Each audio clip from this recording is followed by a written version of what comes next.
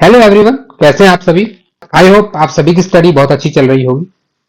आज हम बात करने वाले हैं एक ऐसे सब्जेक्ट की जिसकी इंपॉर्टेंस ना कि सिर्फ जुडिशरी में बल्कि आपके एवरी एग्जाम, चाहे वो एग्जाम आपका सेंट्रल सर्विस का हो, चाहे वो एग्जाम स्टेट सर्विसेज के हों।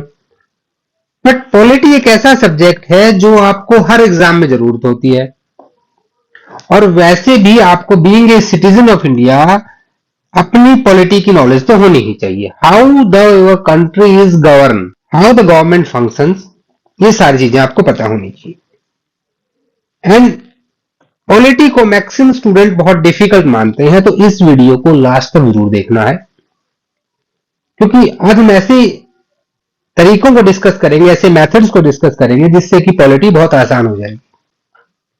ओवरऑल व्यू लेंगे पूरा, तो वीडियो को कहीं भी स्किप नहीं करना है। अगर आपने सब्सक्राइब नहीं किया, सब्सक्राइब कर लें, क्योंकि इसके बाद पॉलिटी के कंटिन्यू कोर्सेज के जो क्लासेज हैं वो रहने वाली हैं, वो आपको काफी बेनिफिट देंगे।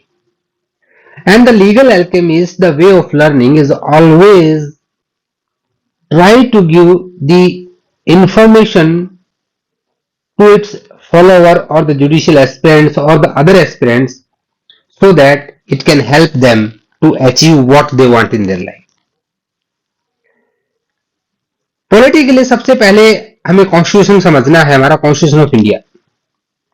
हमारे पार्लियामेंट में आज भी हीलियम के बॉक्स में जो original copies, handwritten copies हैं, ये आप देख सकते हैं। ये हिंदी और इंग्लिश की दोनों कॉपीज पार्लियामेंट की लाइब्रेरी में आज भी रखी है। ये आप देखें, ग्लास का बॉक्स है जिसके अंदर हीलियम गैस भरी गई। हीलियम गैस क्यों भरी जा रही, ताकि खराब ना हो। वर्ल्ड का लेंथीएस्ट कॉन्स्टिट्यूशन माना जाता है, ठीक है। तो इसके बारे में आज हम समझेंगे, what is the constitution of India. सबसे पहले हम इसी बात पे जिक्र करेंगे कि कॉन्स्टिट्यूशन ऑफ इंडिया है क्या। पहली बात तो ये कोई बुक नहीं है, ये कोई डॉक्यूमेंट नहीं है। जी हां, डॉक्यूमेंट में इसको इसलिए नहीं कह रहा हूं कि इट्स ए लिविंग डॉक्यूमेंट। ये बिल्कुल एक ऐसी शक्ति है, ऐसी पावर है जो इस देश को चलाती है। So the Constitution of India is the fundamental law of the land. Sorry. Constitution of any country. It shows the ideology and philosophy of that nation. So Indian Constitution shows the ideology and philosophy of India. It tells the country to how to govern the governance of that country. किसी भी country की governance कैसे govern होगी, ये आपकी polity decide करती है, constitution decide करता है।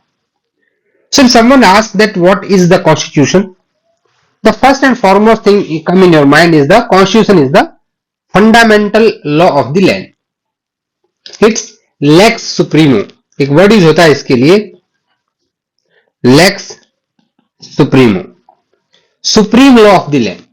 सारे के सारे लॉ इसी से निकले हैं। अगर मैं आगे चर्चा करूं कि क्यों पढ़ना है, हम कह रहे हैं COI, कॉन्स्टिट्यूशन ऑफ इंडिया को हमें पढ़ना चाहिए। अब पहली बात आती है why, what is the jurisprudential essence of this.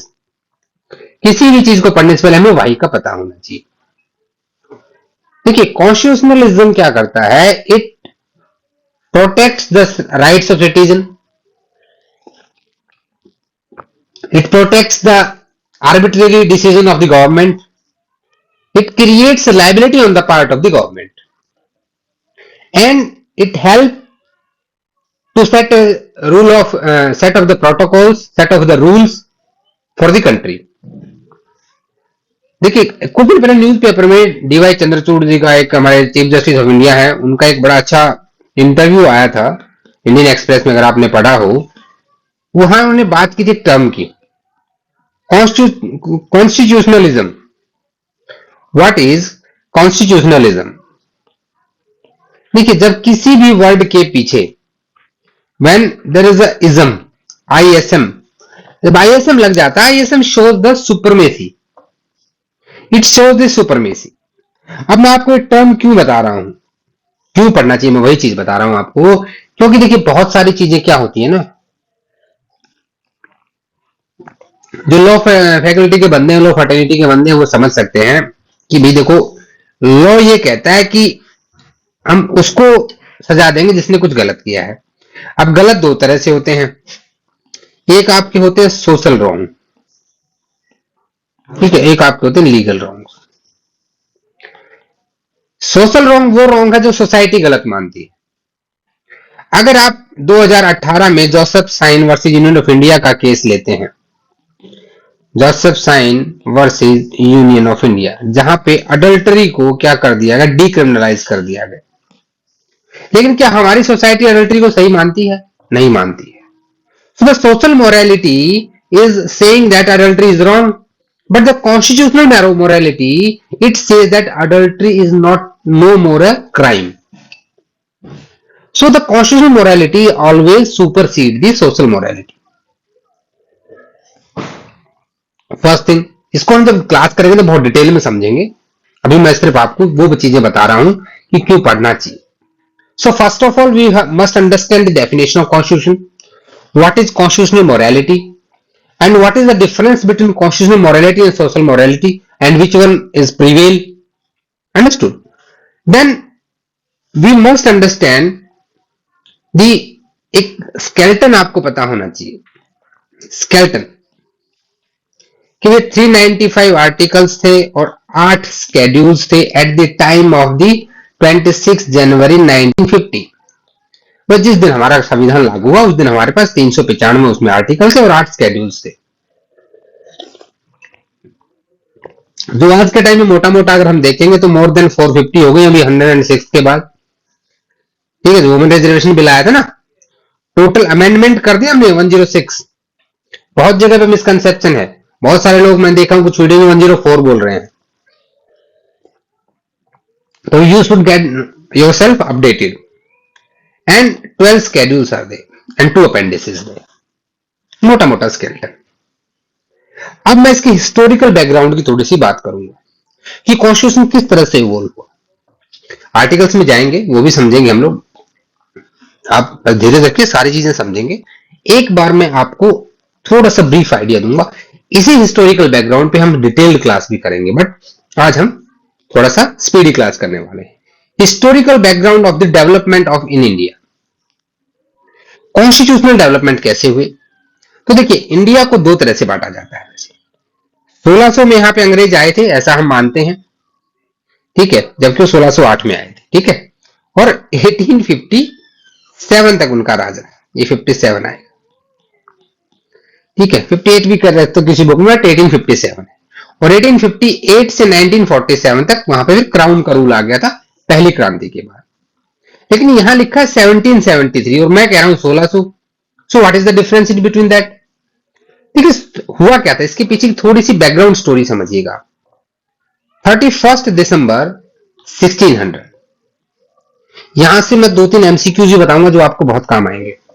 31 दिसंबर 1600 को ब्रिटेन में कुछ व्यापारियों ने मिलकर उस वक्त वहां पे क्वीन एलिजाबेथ से मुलाकात की और उनसे कहा कि भाई देखो, हम इंडिया में ईस्ट में व्यापार करना चाहते हैं। इंडिया की बात नहीं हुई थी, दे सेड कि हम ईस्टर्न कंट्रीज में व्यापार करना चाहते हैं। फिर बात आ गई इंडिया की। The way of the hope जो आपका वास्को डी गामा ने 1498 में ही खोज दिया था, पुर्तगाल से इंडिया तक आने का रास्ता समंदर के रास्ते, ठीक है।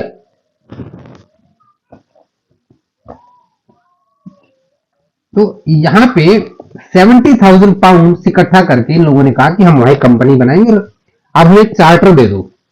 तो first charter is issued by the Queen Elizabeth in 1600, 31 दिसंबर, ठीक है, कि भाई जाओ व्यापार करो। 1608 में पहली बार ब्रिटिशर्स इंडिया आए, ठीक है, और सबसे पहले आने वाला बंदा कौन था यहाँ पे, जो फर्स्ट टाइम इंडिया में आया था, he is the William Hawkins. अब आपसे कई चीजें पूछी जाती हैं कि जब देखिए, जब 1600 में ये चार्टर इशू हुआ तो इंडिया में किसका रूल था, उस वक्त यहाँ पे मुगल बादशाह अकबर का रूल था।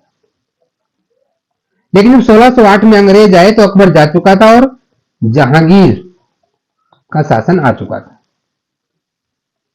विलियम हॉकिंस ने आगरा में जाके जहांगीर से मुलाकात की। उसने कहा कि हमें यहां व्यापार करने दीजिए, पर जहांगीर ने मना कर दिया। इसके बाद एक बंदा आता है जिसका नाम है थॉमस रो। स्टोरी की तरह सुनिएगा इसको। थॉमस रो कहता है जहांगीर को कि भी देखो व्यापार करने दो यार, लेकिन वो थोड़ा सा ना स्मार्ट बंदा था, चापलूस था, जो चमचा कहते हैं ना, वो बहुत तगड़ा चमचा था। और उसने इसके दरबार में रहना शुरू कर दिया और उसने मना लिया लास्ट में कि भाई ठीक है, कर लो, कोई बात नहीं, कर लो, तुम व्यापार कर लो। तो विलियम हॉकिंस पहला ब्रिटिशर था जो इंडिया आया था। वैसे तो और भी थे उसके साथ में, जिसको हेड दो उनका था विलियम हॉकिंस। ये नाम याद रखिएगा, विलियम हॉकिंस। फिर आया था थॉमस रो। फिर एक ऐसा बंदा आया जिसने ब्रिटेन की इंडिया के अंदर father of the British Empire बोला जाता है in British India, Robert Clive. वैसे तो इनके साथ सर लगा है, लेकिन मैं नहीं लगाता हूं, आप चाहें तो लगा सकते हैं। रॉबर्ट क्लाइव भारत आया और ही इज द पर्सन जो फर्स्ट गवर्नर ऑफ बंगाल बना। गवर्नर ऑफ बंगाल 1757 के अंदर गवर्नर ऑफ बंगाल बनने से पहले प्लासी का एक युद्ध हुआ, battle of Plassey, between the Nawab Sirajuddaulah of the Bengal and the Britishers. Mir Jafar ने धोखा दिया और ये हार गए। अच्छा, इस बैटल ऑफ प्लासी का रीजन क्या था? ब्लैक होल ऑफ कैलकाटा, इसको ब्लैक होल ट्रेजेडी के नाम से भी जाना जाता है कलकत्ता की। एक छोटे से बंद कमरे में बहुत सारे ब्रिटिशर प्रिजनर्स को पकड़ा गया और उनको, वो मर गए थे भूख प्यास से, सब कुछ उसके अंदर, न जगह थी अंदर ही सब कुछ, मतलब बहुत बुरा हाल था, उनको मार दिया गया बहुत अमानवीय हालातों में। वो इसलिए अंग्रेज इनसे भिड़ गए। रॉबर्ट क्लाइव क्या करता था कि वो सामने वाले को बैकग्राउंड से मारता था। उसने मीर जाफर को पटा लिया, मीर जाफर ने धोखा दिया, सिराजुद्दौला हार गया। इससे सारे नवाबों को बुरा लगा और फिर 1764 के अंदर बैटल ऑफ बक्सर हुआ। लेकिन बैटल ऑफ बक्सर भी ब्रिटिशर जीत गए और इसी वजह से 1765 में दीवानी चली गई किसके पास? ब्रिटिशर्स के पास। This is the first time when diwani is handed over right of the revenue. ठीक है, अब वो कर लेने लगे, हमसे टैक्स लेने लगे। उड़ीसा, जो आज उड़ीसा है वाला एरिया, बिहार और कुछ बंगाल वाला एरिया, ये हिस्सा उनको दे दिया गया। किसने दिया? शाह आलम, जिसे आखिरी मुगल बादशाह माना जाता है, तो शाह आलम ने उनको दे दिया। And this is the first step of the Britishers being in the political involvement of the India. लेकिन इसके बाद भी कहानी यहां नहीं रुकी।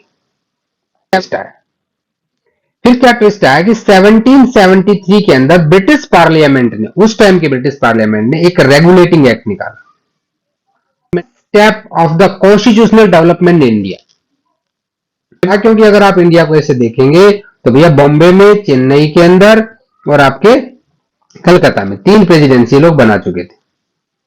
पैसा हो गया था कितना, तो ब्रिटेन के सरकार के पास नहीं था, कंपनी के जो वहां पे मेंबर्स थे उनके इतना पैसा हो गया। Control them, and to control them एक एक्ट लेकर जिसका नाम ही था रेगुलेटिंग एक्ट 1773। इस रेगुलेटिंग एक्ट से क्या क्या हुआ? एक तो भैया इंडिया में फर्स्ट सुप्रीम कोर्ट बना। इंपॉर्टेंट चीज है, इसको याद रखिएगा। First supreme court of India, Elijah Impey, Elijah Impey, ये इसका चीफ जस्टिस बना। इसके साथ में 3 प्यूनी जजेस थे, यानी 3 सबऑर्डिनेट जजेस थे। और कंट्रोल हो गया कंपनी के ऊपर, बहुत सारी चीजों का रेगुलेट किया गया इसकी इनकम को। लेकिन इसमें बहुत सारे फ्लॉज थे, तो एक एक्ट ऑफ सेटलमेंट लेकर आया गया। तो पहला सुप्रीम कोर्ट बना 1774 में। Remember this point, note down this point. The first supreme court of India was constituted under regulating act 1773 in Calcutta, William Ford.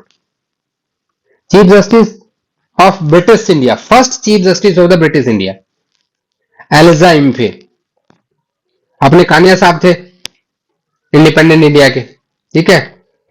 तो अभी तक आपने देखो, first governor of Bengal Robert Clive, first supreme court जज chief justice of British India 1774 में एलिजाइम पे कहां बना, कलकत्ता में बना। अब इस एक्ट की कुछ कमियों को दूर करने के लिए 1781 के अंदर एक दूसरा एक्ट लाया गया। ठीक है, अब मैं आपको 1773 के इसका एक थोड़ा सा स्लाइड व्यू बताता हूं जो अपने अभी तक किया है। ठीक है, कंपनी रूल को हम डिवाइड करते हैं रेगुलेटिंग एक्ट 1773 जिसके बारे में मैंने अभी आपको डिटेल्स में बताया, फिर पिट्स इंडिया एक्ट 1784, इसी बीच में 1781 में भी आया था एक्ट ऑफ द सेटलमेंट। तो 1773 एक्ट की कुछ कमियां दूर हुई, वो ज्यादा इंपॉर्टेंट नहीं, बस आपको पता होना चाहिए। फिर चार्टर एक्ट आया। अच्छा, चार्टर एक्ट होता क्या है? इस शाही फरमान जो आप सब सुनते थे पहले, उसी को चार्टर बोला जाता है, राजा के द्वारा दिया गया फरमान, और ये हर 20 साल में रिन्यू होता था। इसीलिए आप देखेंगे चार्टर एक्ट 1833 और फिर चार्टर एक्ट 1853 आया। 1857 में क्रांति हो गई थी, तो भाई बट ऑब्वियस है गवर्नमेंट चली गई थी क्राउन के अंडर में। अब रेगुलेटिंग एक्ट में 1773 के पॉइंट लिख लीजिएगा, फर्स्ट कॉन्स्टिट्यूशनल स्टेप था। ठीक है, ये क्यों था? क्योंकि जो आपका मुंबई, चेन्नई और कलकत्ता था, कलकत्ता वाले को बना दिया गया आपका मेन, ठीक है भाई, और जो गवर्नर ऑफ बंगाल था रॉबर्ट क्लाइव, उसकी जगह बना गवर्नर जनरल ऑफ बंगाल। और ये दोनों presidency of Bombay and Madras, ये इसके अंदर आ गई। तो उसी एक के अंदर में बाकी, it is the foundation of central administration in India. Governor of Bengal को जनरल बना दिया, गवर्नर जनरल ऑफ बंगाल। पहला सुप्रीम कोर्ट हुआ कलकत्ता के अंदर, चीफ जस्टिस 3 जजेस एलिजाइम। ठीक है, अब आते हैं 1833 में। 1833 में गवर्नर जनरल ऑफ बंगाल को हटा के गवर्नर जनरल ऑफ इंडिया बना दिया गया। और पहला गवर्नर जनरल ऑफ इंडिया कौन बना? William Bentinck. फिर आता है 1853 का, जहां पे इंडियन लेजिस्लेटिव काउंसिल्स के कुछ एक्ट बनने स्टार्ट हुए। तो भैया ठीक है, हम तुम लोगों को भी थोड़ा थोड़ा मौका देंगे, ये बातें वहां पे स्टार्ट होने लगी। लेकिन भैया तब तक 1857 की क्रांति हुई और चीजें सारी बदल गई और आ गया क्राउन का रूल। क्राउन के रूल में गवर्नमेंट ऑफ इंडिया एक्ट 1858 आया, जिसके तहत पूरा एडमिनिस्ट्रेशन, पूरा पॉलिटिकल सिस्टम, पूरा सारा इंडियन एम्पायर को ले लिया वहां के क्राउन ने। मतलब ब्रिटेन की सरकार अब इसको चलाएगी। और अगर हम क्राउन रूल में देखेंगे तो government of India act, Indian councils act है 1861, 1892, 1909, गवर्नमेंट ऑफ इंडिया एक्ट 1919 और 1935, और फिर इंडियन इंडिपेंडेंस एक्ट 1947 जिसे हमें आजादी मिली। इनका डेवलपमेंट में बहुत बड़ा रोल है और सबसे मेजर रोल है गवर्नमेंट ऑफ इंडिया एक्ट 1935। ठीक है, अब इसको समझने के लिए देखिए, जो गवर्नमेंट ऑफ इंडिया एक्ट 1858 आया था, तो यहां पे सिर्फ गवर्नमेंट ट्रांसफर हुई थी इंडिया की ईस्ट इंडिया कंपनी से British crown, and after that the India will be governed by the in the name of her majesty. भाई महारानी थी वहां की, हर मैजेस्टी के नाम पे अब चलेगा। ये गवर्नमेंट ऑफ इंडिया एक्ट में है। तो क्राउन रूल के अंदर आने के बाद क्या क्या डेवलपमेंट हुई? सबसे पहले आता है हमारे पास आपका गवर्नमेंट ऑफ इंडिया एक्ट 1858। तो इसमें तो सिर्फ क्या हुआ कि सिर्फ गवर्नेंस ट्रांसफर हो गई, on the name of her majesty काम होगा भैया। अब से हम रानी साहिबा के अंडर में चले गए।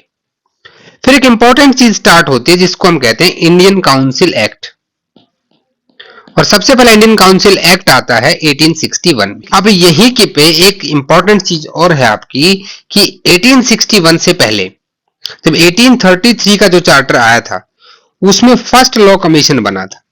क्या बना था? First law commission in the chairmanship of Thomas Babington Macaulay, TB Macaulay, जिसे माना जाता है कि इंडिया की दशा बदलने में बहुत बड़ा रोल रहा इस बंदे का। मैक्लियोड, एंडरसन एंड मिलेट, 3 बंदे और इसके साथ में थे, यानी 1+3 का ये जोड़ा था। He drafted Indian penal code for India, तो इसने 1834 में ये काम लिया, 1837 में तैयार कर दिया। सेकंड लॉ कमीशन में भी इसी को चेयरमैन बनाया गया और थर्ड लॉ कमीशन में बर्नेस पीकॉक को बनाया गया। सो हम इंडियन काउंसिल एक्ट की बात कर रहे थे। काउंसिल एक्ट से पहले ये बताना जरूरी था कि पहला लॉ कमीशन कब बना था, चेयरमैन कौन था, और आईपीसी बनाने में सबसे बड़ा रोल था उसका। तो पहला जो इंडियन काउंसिल एक्ट आया तो फर्स्ट टाइम ब्रिटिशर्स को क्या हुआ कि भैया जो काउंसिल है उसके अंदर हम कुछ चेंज करेंगे, कुछ एडिशनल मेंबर्स डाले गए, जिसमें वे कम से कम 6 होने चाहिए, बट मैक्सिमम 12 हो सकते हैं। 2 साल के लिए नॉमिनेट किए जाएंगे। और फिर से दोबारा एक इंडियन काउंसिल एक्ट आया 1892 के अंदर। अब इसमें 3 चीजें और जोड़ दी गई। जो मेंबर्स थे सेंट्रल एंड प्रोविंशियल काउंसिल में, उसको बढ़ा दिया गया। Election system not completely but 1892 में पार्शियली इलेक्शन सिस्टम आ गया था इंडिया के अंदर। ठीक है। अब सबसे बड़ी बात होती है मार्ले मिंटो रिफॉर्म्स। इसको मार्ले नहीं मोरले बोलते हैं, मोरले मिंटो रिफॉर्म्स। सुनने में कितना अच्छा लगता है ना रिफॉर्म्स, बट रिफॉर्म्स इन्होंने कुछ किए नहीं थे। 1909। ठीक है। अब मार्ले मिंटो जो रिपोर्ट थी उसी के बेस पे एक नया इंडियन काउंसिल एक्ट आया ऑफ 1909। पहला कब आया था? 1861 में। फर्स्ट काउंसिल एक्ट आया आपका 1861 में, दूसरा आया 1892 में, और तीसरा आपका आया 1909 में। और 1909 वाला किसके ऊपर बेस था? मार्ले मिंटो रिपोर्ट्स के ऊपर था। अभी मार्ले मिंटो थे कौन भैया? देखो, एक सेक्रेटरी ऑफ स्टेट होता था लंदन में जिसका नाम था मॉर्ले, लॉर्ड मॉर्ले बोलते थे उसको। ठीक है, secretary of state for India. और उस टाइम इंडिया का जो गवर्नर जनरल था वो था मिंटो। ठीक है, तो इसीलिए दोनों के नाम को मिला के बोला गया मॉर्ले मिंटो। मॉर्ले कहां बैठा था? ब्रिटेन में, secretary of state for India. और यहां का जीजी था, जीजी of India, governor general of India. अच्छा, गवर्नर जनरल ऑफ इंडिया से आया, मैं कुछ इंपॉर्टेंट चीजें आपसे डिस्कस करूं तो ध्यान रखना हमेशा। गवर्नर ऑफ बंगाल फर्स्ट 1765 में रॉबर्ट क्लाइव बना after battle of Buxar. Governor general of Bengal बनाया गया 1773 के रेगुलेटिंग एक्ट में। पहला बना वॉरेन हेस्टिंग, ये एमसीक्यूज तड़का है। और सेकंड फिर गवर्नर जनरल ऑफ इंडिया बना चार्टर में 1833 के William Bentinck, first governor general of India. फिर 1858 में इस गवर्नर जनरल को बना दिया गया वाइसरॉय ऑफ इंडिया, और लास्ट तक यही चला। पहला वाइसरॉय था लॉर्ड कैनिंग, आराम से नाम से कनिंग है ना। ठीक है, और सॉरी फॉर माय लैंग्वेज, 1947 तक लास्ट कौन था? माउंटबेटन। ठीक है, कैनिंग से लेके माउंटबेटन तक की कहानी जो है वो ब्रिटेन के क्राउन ने लिखी, और रॉबर्ट क्लाइव से लेकर के विलियम बेंटिक तक की कहानी ईस्ट इंडिया कंपनी ने लिखी। चलिए back to topic. Morley Minto reforms के आने के बाद इंडियन काउंसिल एक्ट आया। अब ये यहाँ पे जो वाइसरॉय ऑफ गवर्नर की जो एग्जीक्यूटिव काउंसिल थी उसके मेंबर्स के बारे में बात हुई।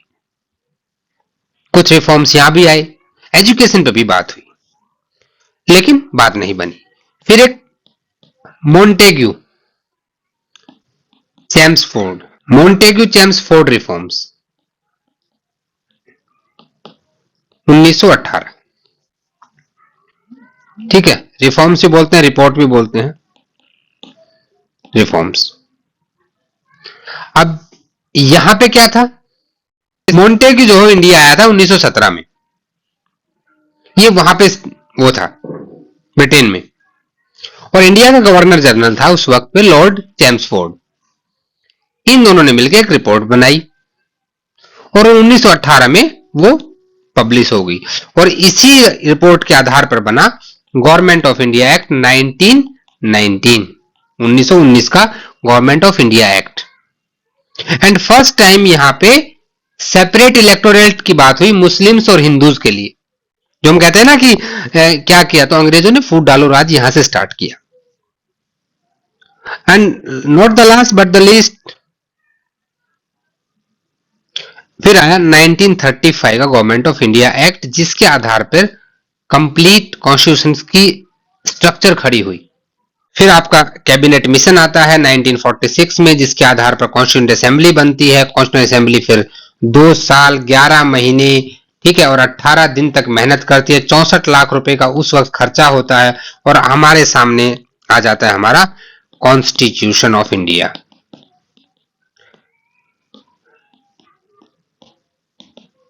छब्बीस नवंबर 1949, 26 नवंबर 1949 को बनकर तैयार हुआ, ठीक है, but it is enforced on the date of 26 January 1950। अब कॉन्स्टिट्यूएंट असेंबली का क्या रोल रहा, ये बात करेंगे हम इसे नेक्स्ट क्लास में। ये मैंने सिर्फ एक डेवलपमेंट बताया है, इसको आपने समझ लिया। इसके ऊपर अगर आप डिटेल्ड क्लास चाहते हैं तो प्लीज मुझे कमेंट करके बताएं, हम बहुत डिटेल्ड क्लास बताएंगे। काफी लंबा चौड़ा कहानी को बहुत कम समय में बताना थोड़ा सा वो हो जाता है, तो जैसा अगर आपको सही लगेगा वैसा किया जाएगा। In the next class we will understood the Constituent Assembly for India. So thanks for watching this video। अगर आप वीडियो अच्छा लगा तो इसे लाइक कर दें, शेयर करें, और मुझे आपकी कमेंट्स का जरूर इंतजार रहेगा कि आपको कैसा लगा है। चैनल को सब्सक्राइब करना बिल्कुल भी ना भूलें। आपके सजेशंस ऑलवेज वेटिंग। नीचे डिस्क्रिप्शन में आपको टेलीग्राम का लिंक मिल जाएगा, सो टेलीग्राम ग्रुप को ज्वाइन कर लें, वहां पे आपको बहुत सारी इंफॉर्मेशन मिलेगी। और जुड़े रहिए लीगल एल्केमिस्ट के साथ, अपने दोस्तों को भी शेयर कीजिए। ज्यादा से ज्यादा आपका प्यार मिलेगा तो ज्यादा से ज्यादा हमारा उत्साह बढ़ता है और हम अच्छी अच्छी वीडियो आपके लिए लेकर आ पाएंगे। मिलते हैं नेक्स्ट वीडियो में, तब तक के लिए जय हिंद, जय भारत।